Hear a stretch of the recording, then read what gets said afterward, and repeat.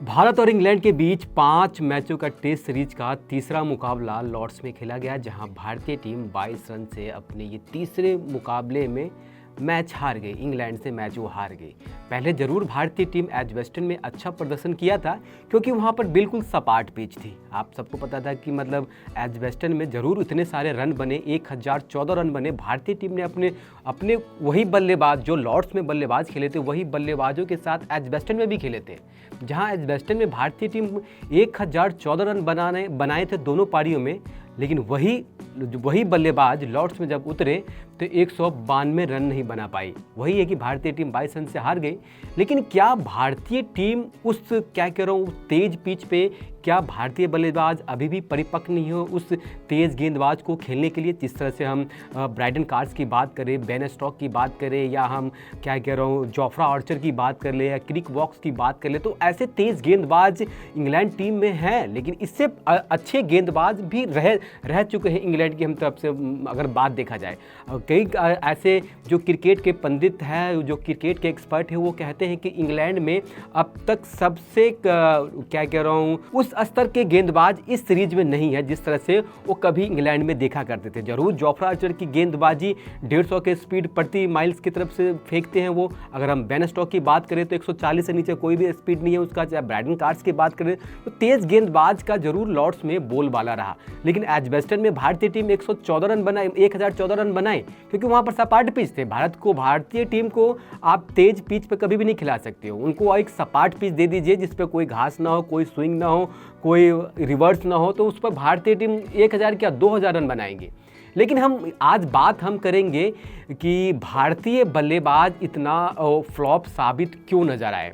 अगर हम सबसे पहले बात करें तो आज हम बात करेंगे कि करुण नायर साहब को मुझे लगता है कि इस 5 मैचों के टेस्ट सीरीज में वो 5 मुकाबले जरूर खेलेंगे, क्योंकि गौतम गंभीर के बहुत चहेते खिलाड़ी हैं वो।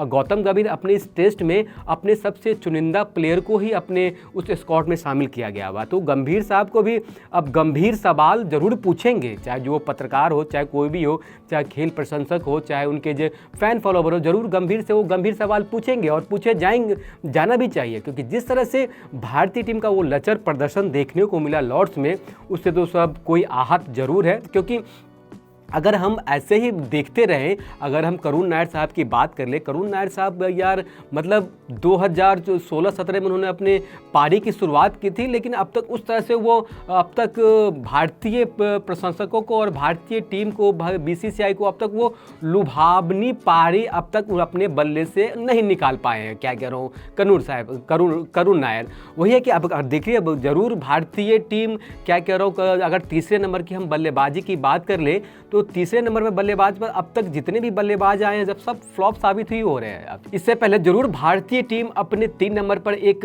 वो अभिमन्यु ईश्वरन को खिलाए थे, लेकिन वो भी फ्लॉप साबित हुए। फिर वो अब करुण नायर को 3 नंबर पर बल्लेबाजी के लिए भेजते। लेकिन करुण नायर साहब को इतने साल हो गए खेलते खेलते, फर्स्ट क्लास में इतने रन बनाए, मतलब इतने सारे उन्होंने फर्स्ट क्लास मैच खेले हैं, घरेलू टूर्नामेंट खेले हैं, लेकिन उस तरह से बल्लेबाजी उनके उस बड़े मंच पर अब तक नहीं दिखे हैं।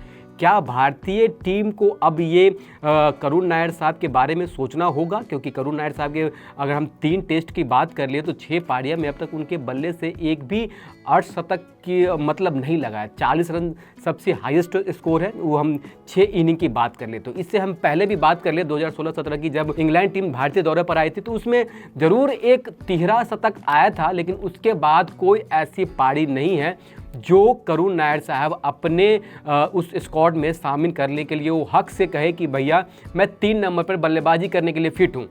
तो क्या करुण नायर साहब को कैसे कहा जाए, क्योंकि उनका तो बल्ला बिल्कुल नहीं चल रहा है। ये बात तो गौतम गंभीर से भी पूछे जाएंगे कि करुण नायर साहब को अब कितने चांस देंगे आप। करुण नायर जरूर उन्होंने अच्छी बल्लेबाजी करके ही वो दरवाज़ा खटखटाने की कोशिश किया है टीम इंडिया में। लेकिन टीम इंडिया में जरूर उन्होंने 6 इनिंग में अच्छी बल्लेबाजी तो नहीं देखने को मिली, शॉट कुछ अच्छे लगे, लेकिन यही कि क्या अभी करुण नायर साहब को अभी उस स्तर के जो इंटरनेशनल मंच के जो गेंदबाज है, उस स्तर के गेंदबाज वो नहीं खेल पाते हैं, क्योंकि उनको अभी और भी सीखने की ज़रूरत है। तो ज़रूर ऐसा अगर किसी भी ऐसा देखे तो उनको लगता है, मुझे भी लगता है कि करुण नायर साहब को अभी उस इंटरनेशनल मैच खेलने के लिए अभी उस तरह से वो परिपक्व नहीं है, उस तरह से वो तेज़ गेंदबाज खेलने के लिए क्या कह रहा हूँ अभी और अभी कुछ 2 साल और अभी मेहनत करने पड़ेंगे। जरूर करुण नायर साहब की अगर बात करें तो उनकी आयु भी मेरे ख्याल से 32-33 साल हो गए, तो मेरे ख्याल से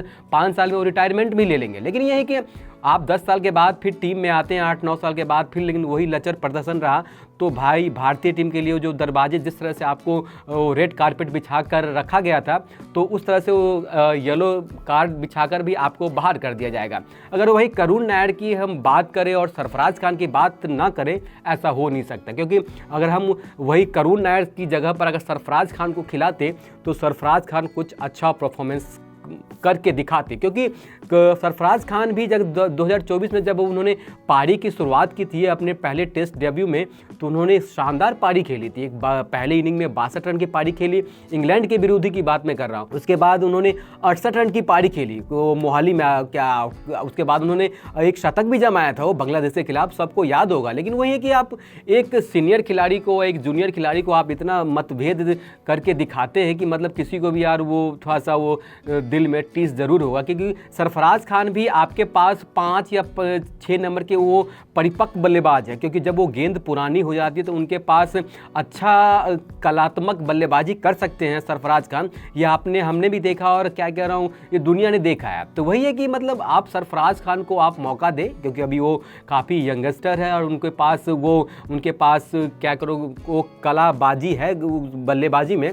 तो अगर वही हम सीनियरिटी जूनियर की बात करें तो ज़रूर वो उनसे ज़्यादा सीनियर है करुण नायर, लेकिन सरफराज खान भी उतने क्या कह रहा हूँ अब वो इतने बल्लेबाजी में वो परिपक्व हो गए हैं कि वो अब इंटरनेशनल गेंदबाजों को डट कर सामना कर सकते हैं, और करके दिखाया भी है उन्होंने। तो ये है कि मतलब अब सरफराज खान को भी मौका देना चाहिए। ज़रूर सरफराज खान इस टूर्नामेंट में इस स्क्वाड में शामिल नहीं है, लेकिन आपने देखा होगा कि मतलब जब अनौपचारिक मैच हुआ था भारत और इंग्लैंड के जो एक सीरीज से पहले, तो जरूर उन्होंने एक 92 रन की पारी खेली थी, लेकिन 92 रन की पारी खेलने के बावजूद भी उनको सेकेंड अनौपचारिक मैच में हटा दिया गया था, क्योंकि उसके बाद वो केएल राहुल आगे थे। केएल राहुल ने बताया बीसीसीआई को कि हम वो अभ्यास मैच में खेलना चाहते हैं, तो केएल राहुल उस जगह पर वो सरफराज खान के जगह पर फिट होते। तो सरफराज खान के पास मौके तो मिल रहे हैं, लेकिन उनको ज़बरदस्ती है कि टीम से उनको बाहर बैठा दिया जा रहा है।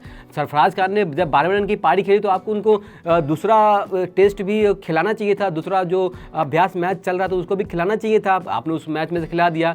जब केएल राहुल फ्री होकर आते हैं आईपीएल में तो उनको आप के बल्लेबाजी करने के लिए भेज देते हैं। तो जरूर केएल राहुल ने अपने उस बल्लेबाजी के दम पर जरूर वो अपने सीरीज में अच्छी बल्लेबाजी करके दिखाया है कि भैया हम जो टॉप ऑर्डर है बल्लेबाजी में भारतीय टीम का, उसका हम क्या कह रहा हूँ एक मजबूत स्तंभ के साथ खड़े रहेंगे भारतीय टीम के साथ। लेकिन वही है कि थोड़ा सा मतभेद जरूर हो रहा है सरफराज खान के साथ। तो सरफराज खान के साथ ऐसा नहीं होना चाहिए भैया, वो भी एक अच्छे खिलाड़ी हैं, अच्छा अनुभव जरूर धीरे धीरे ही अनुभव मिलता है, तो अब अनुभव की सीढ़ी वो जरूर वो चढ़ रहे हैं। लेकिन यार करुण नायर साहब को तो बहुत हो गया यार, मतलब 6 पारी मतलब एक अर्धशतक उसके बल्ले से नहीं निकला है, मतलब स्टार्टिंग मैच में ही वो शून्य पर आउट होते हैं, उसके बाद 21-22 रन की पारी खेलते हैं। आप वही हम सरफराज खान की कंपेयर की बात करें तो सरफराज खान अपने पहले डेब्यू मैच में 62-68 रन की पारी खेली, एक शतकीय पारी भी खेली है। तो उससे अच्छा अगर हम देखें तो जरूर क्या कह रहा हूँ सरफराज खान की तरफ, अगर एवरेज की हम बात करें तो सरफराज खान की तरफ वो झुकाव जरूर है। लेकिन वही है कि सीनियर जूनियरिटी की जब बात आती है तो सीनियर का थोड़ा सा ज़्यादा वो ओहदा मिलता है, क्योंकि अगर इस टेस्ट में हम देख ले तो मुझे नहीं लगता है कि केएल राहुल के अलावा उस तरह से वो बल्लेबाजी हमारी टीम में है जो एक धैर्य का वो प्रमाण दे सके। कोई भी ऐसे बल्लेबाज नहीं है, सब T20 फॉर्मेट खेल करके अभी क्या कह रहा हूँ वो इंग्लैंड गए हुए हैं। तो आप देख लीजिए कि मतलब आप टेस्ट में और क्या कह रहा हूँ एक लाल गेंद में और एक क्या कह रहा हूँ एक सफ़ेद गेंद में भारतीय टीम का जो स्तर है वो कितना मतलब दूर दूर दूर तक आसपास भी कहीं नहीं है। जरूर भारतीय टीम अब इस मैच हारने के बाद वो चौथे रैंक पर आ गई है। अब जब WTC जब क्या 2027 में जब होगा तो अब भारतीय टीम अभी तो 3 मैच खेल के भी चौथे नंबर पर आ गई, क्योंकि 2 मैच हारी है, 1 मैच जीते हैं। तो वही है कि मतलब अब भारतीय टीम को अभी और क्या कह रहा हूँ वो कमर कसने की ज़रूरत है उस लाल गेंद में। मुझे नहीं लगता कि अगर ऐसा ही बल्लेबाजी और ऐसा ही सब कुछ देखने को मिला उस लाल गेंद में तो भारतीय टीम आने वाले समय में बहुत पीछे छूट जाएगी लाल गेंद में। तो आपने देखा होगा कल जब ऑस्ट्रेलिया और वेस्ट इंडीज़ का मैच हुआ तो ऑस्ट्रेलिया की टीम इतनी घातक गेंदबाजी करके वेस्ट इंडीज़ की कमर तोड़ दी। 27 रन पे उनको ऑल आउट कर दिया। 14 ओवर का 12-13 ओवर का मैच हुआ, उसमें बाकी वेस्ट इंडीज़ की टीम पूरी धराशायी होगी। उसके बाद एक आपातकालीन मीटिंग बुलाया गया है वेस्ट इंडीज़ टीम में कि भाई ये आप लोग T20 और इसके चक्कर में पूरे क्रिकेट को क्यों बर्बाद कर रहे हो आप। तो ऐसा ही है, अगर ऐसा ही रहा भारतीय टीम में भी तो आने वाले समय में वो सफ़ेद गेंद के चक्कर में भारतीय टीम लाल गेंद खेलने के लायक ही नहीं बचेगी। तो आने वाले समय में सोचना पड़ेगा गंभीर साहब को भी, BCCI को ये सोचना पड़ेगा कि एक टेस्ट टीम को अलग ही पूरा एक फॉर्मेट बनाया जाए और उस तरह से उसको ढाला जाए। ज़रूर है कि जब कुछ दिन पहले भी सवाल उठे थे कि अब T20 का अलग टीम होगी, क्या करो, और वनडे का अलग होगा, टेस्ट का अलग होगा। तो आप मुझे बता दीजिए कि टेस्ट टीम में अभी जितने भी खिलाड़ी गए हैं उसमें टेस्ट के जो विशेषज्ञ खिलाड़ी हैं उसमें से कौन है। तो आप मुझे कॉमेंट सेक्शन में बताइएगा कि इस बार जो भारतीय टीम अभी इंग्लैंड वो मैच खेलने के ये 5 टेस्ट मैच सीरीज़ का, तो आप मुझे बता दीजिए कि टेस्ट में जो अभी जो खिलाड़ी है वो सबसे टेस्ट विशेषज्ञ कौन खिलाड़ी है।